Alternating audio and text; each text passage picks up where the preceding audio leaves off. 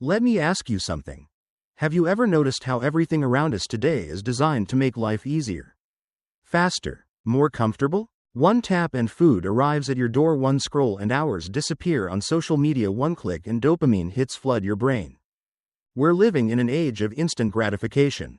And while it feels convenient, it's making us weak. Because ease never built strength, comfort never built character, and pleasure never built greatness. Now contrast that with this image. A Roman emperor, ruling over one of the most powerful empires in history, who chooses to sleep on the floor, rise before dawn, and train his mind through self-discipline. That man was Marcus Aurelius, and he believed that real power wasn't found in wealth or conquest, but in mastering yourself. He once wrote, "You have power over your mind, not outside events. Realize this, and you will find strength." That wasn't just philosophy, that was how he lived. And here's the truth most people miss. Discipline isn't about punishing yourself, it's not about being harsh or rigid, it's about being clear, crystal clear, on what matters to you, and choosing actions that align with that purpose. Day after day, growth never feels comfortable, but every time you choose growth over ease, you're becoming someone stronger, more grounded, more real. So if you've ever felt like life is too soft, if you felt yourself getting mentally dull or emotionally reactive, then maybe it's not motivation you need. Maybe it's discipline, and not the harsh, military kind, but the kind that comes from knowing you are capable of more, and every moment is a chance to prove it to yourself. Part 1. The Law of Conquering Your Morning. Let's be honest, how do you start your day? For most people, it's something like this. You roll over, grab your phone, check emails, scroll social media, and before you even get out of bed, you've already surrendered your mind to the noise of the world. But the Stoics had a different approach. They believed, conquer the morning, and you conquer the day. Why? Because the early morning is sacred. It's the moment your mind is sharpest, your willpower is at its strongest, and the chaos of life hasn't kicked in yet. It's your window to build clarity, strength, and direction, before the world starts pulling you in 100 directions. Marcus Aurelius didn't start his day checking messages from senators or generals. He began with himself, writing in his journal, reflecting on virtue, reminding himself, you were born to do this. Now think about that. What if your morning became your anchor? What if, instead of reacting to the world, you started by shaping yourself? Not for hours, just 20 to 30 minutes of intention. Read a few pages of a timeless book, sit quietly and breathe, stretch, walk, write whatever strengthens your mind and reconnects you with your higher self. Because here's the truth. The way you start your morning sets the tone for everything that follows.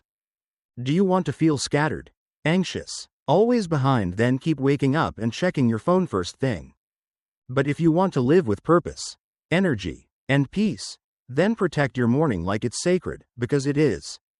So tomorrow, when you open your eyes, ask yourself, who do I want to be today? And let your first actions answer that question, before the world gets a chance to. Body Part 2. The Law of Emotional Mastery. Let's get one thing straight. It's not what happens to you that defines your life, it's how you respond to it. You could lose a job, get insulted, be betrayed, misunderstood, or ignored, but none of those things, none, have the power to control you, unless you give them permission. The Stoics knew this over 2,000 years ago. They taught that every emotion you feel isn't caused by the event itself, but by your interpretation of it. In other words, it's not the world, it's your lens. Marcus Aurelius wrote, if you are distressed by anything external, the pain is not due to the thing itself, but to your estimate of it, and this you have the power to revoke at any moment. That's powerful because it means you are never a slave to anger, fear, or anxiety. You choose how to respond, even if it doesn't feel like it in the moment. Here's the practice. The next time something triggers you, someone cuts you off in traffic, a coworker says something passive-aggressive, your plans fall apart, pause. Take a breath and ask yourself, does this reaction serve me? Or am I just feeding a habit? Most people don't pause, they react instantly, automatically, and then regret it later. But when you pause, you create space, and in that space, you reclaim your power. Because the goal isn't to suppress your emotions, it's to own them, to understand that you are not your feelings, you are the observer, the thinker, the one who decides. Imagine what your life would be like if you didn't let every little frustration ruin your day. What if you could face challenges with calm, setbacks with clarity, and insults with indifference? That's not weakness. That's mastery, and it's built one moment of awareness at a time. So the next time you feel yourself about to snap, pause, breathe, and remember, you are more powerful than the emotion. You don't have to react, you can choose to rise. Part 3. The Law of Mastering the Present Moment. Let me ask you something. When was the last time you truly lived in the present? Not checking your phone, not worrying about next week, not reliving yesterday's conversation. Just here now, fully present with what's in front of you. For most people, it's rare because in today's world, our minds are scattered, constantly pulled into 1,000 directions, notifications, deadlines, regrets, worries, and before we know it, we've lived half our lives either chasing the future or running from the past. But the Stoics had a different philosophy. Confine yourself to the present. Marcus Aurelius wrote, because they knew the present is all we ever really have. Discipline, focus, peace of mind. They don't exist in theory, they exist in this moment right here. As you're watching this video. And that means if you want to take control of your life, you have to start by taking control of your attention. Now, I'm not talking about hours of meditation on a mountain, I'm talking about something much more practical. When you eat, just eat. When you listen, really listen. When you walk, feel each step instead of rushing to the next destination. Because the more you train your mind to return to the present, the more power you gain over your emotions, your reactions, your habits, your life. Think of it this way. Your energy flows where your attention goes, so if your attention is split, so is your power. But if you learn to direct it, to bring it fully into the now, you become undistractable, unshakable, and deeply connected to the only time that ever truly matters, this moment. So try this today. Pick one activity, just one, and give it your full attention. No multitasking. No rushing, just be there. Because in mastering the moment, you begin to master yourself, and in mastering yourself, you begin to shape a life worth living. Part 4. The Law of Turning Obstacles into Opportunity.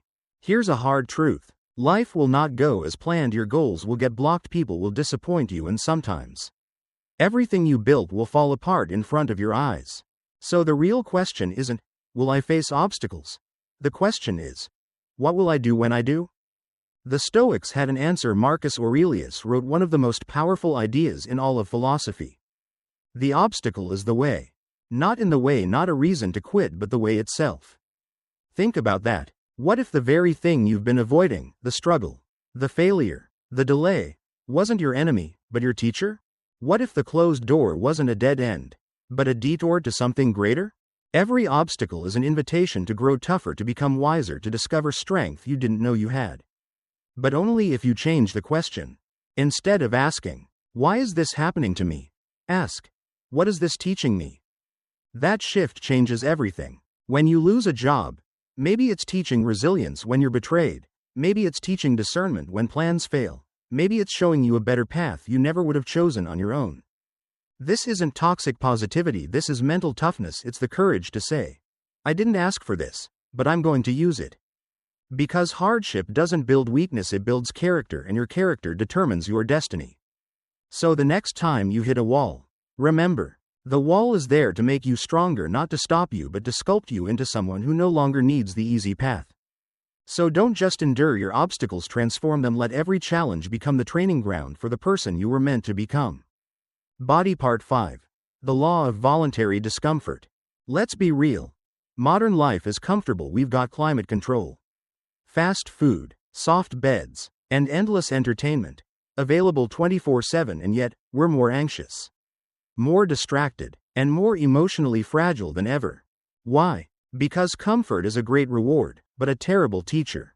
The Stoics understood this centuries ago. Seneca, one of the most influential Stoic philosophers, had a strange habit. Even though he was wealthy, he would intentionally sleep on the floor, eat plain food, and wear rough clothes for several days each month. Why? To remind himself, this is what I fear. This is what I've been avoiding. By choosing discomfort, he trained his mind not to be afraid of it. And that's the key. The more you avoid discomfort, the more power it has over you, but the more you face it voluntarily, the more resilient you become. Here's the practice. Take cold showers, exercise past your comfort zone, say no to temptations that weaken your will, junk food, mindless scrolling, pointless arguments. You're not punishing yourself, you're training yourself, training your body to endure. And your mind to stay sharp when life gets hard, which it always does. Eventually. Because when real adversity shows up, illness, loss, failure, you don't want to meet it as someone who's only known ease, you want to meet it like a warrior who's already been forged in fire.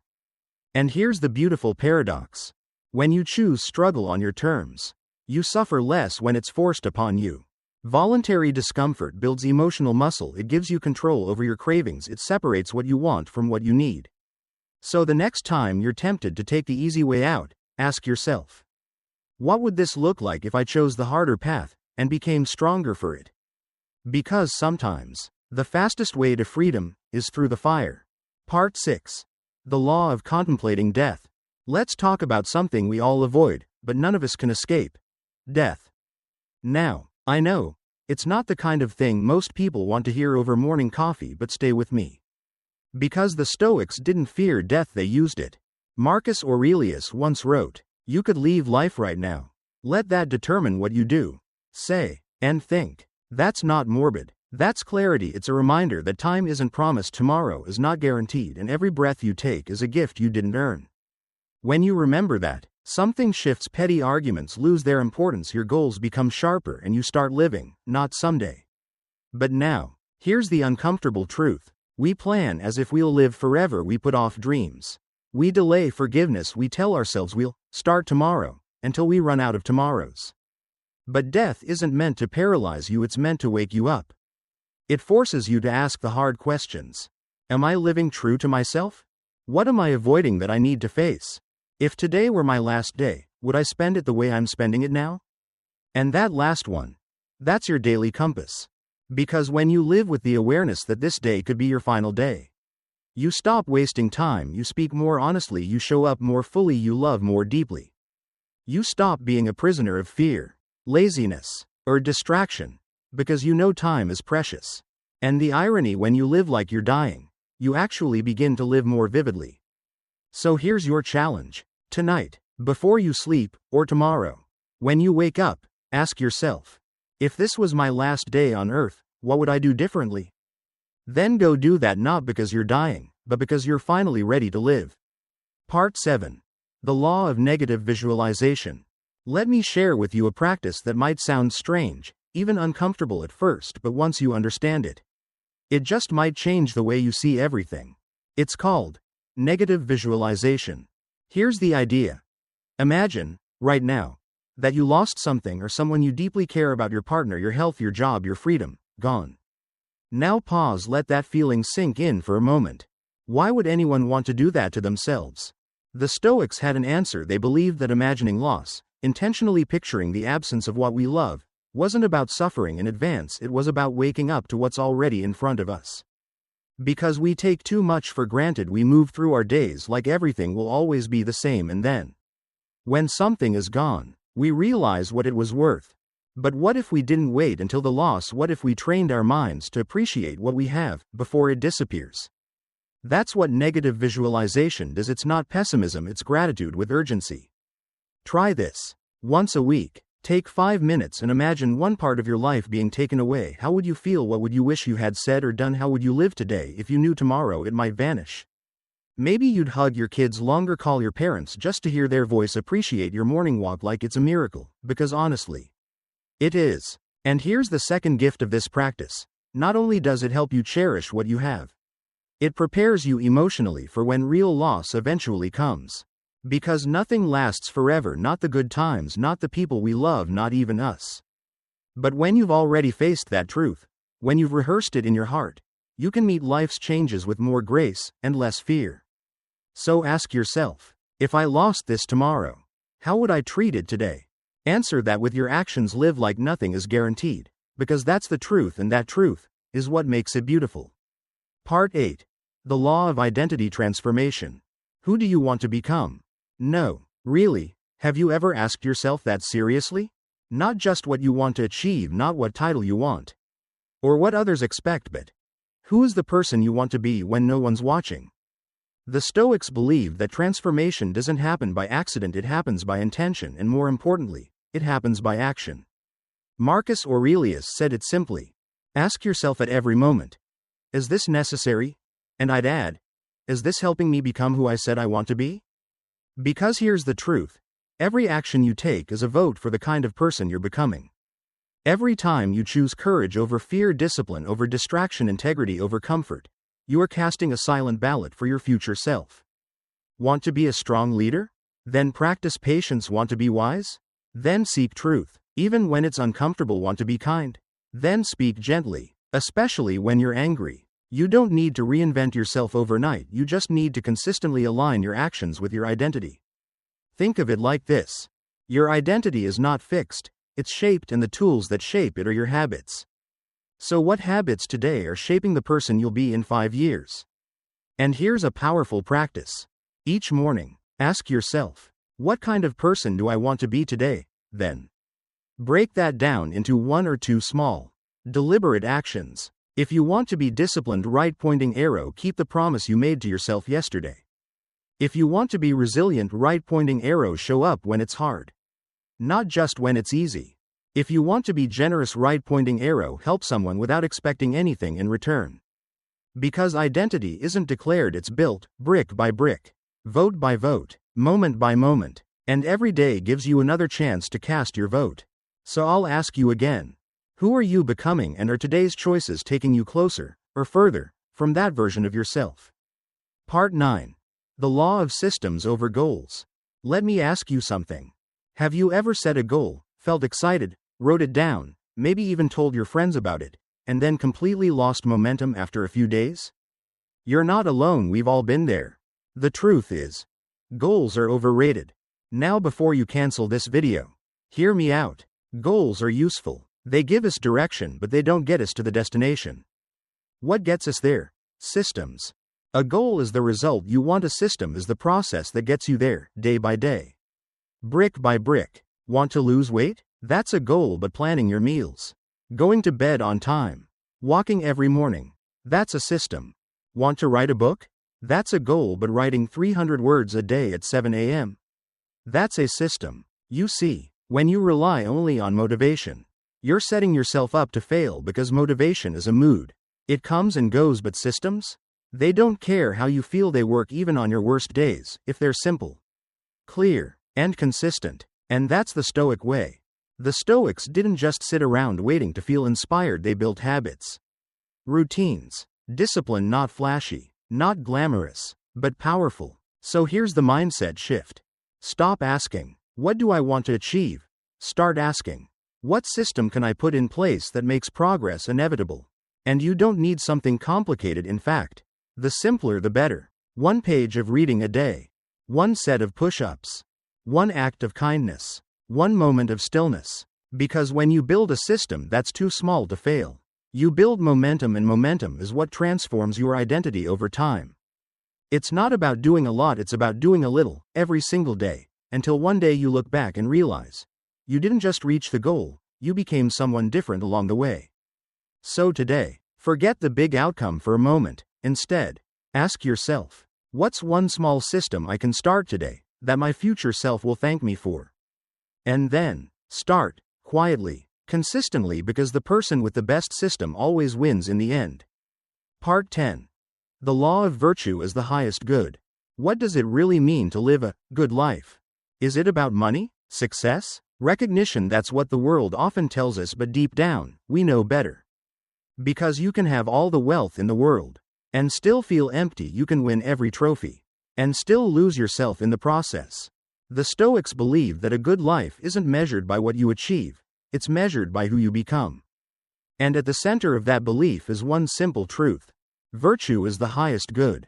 Not pleasure, not possessions, not power. Virtue. But what is virtue, really? According to Stoic philosophy, it comes down to 4 timeless pillars.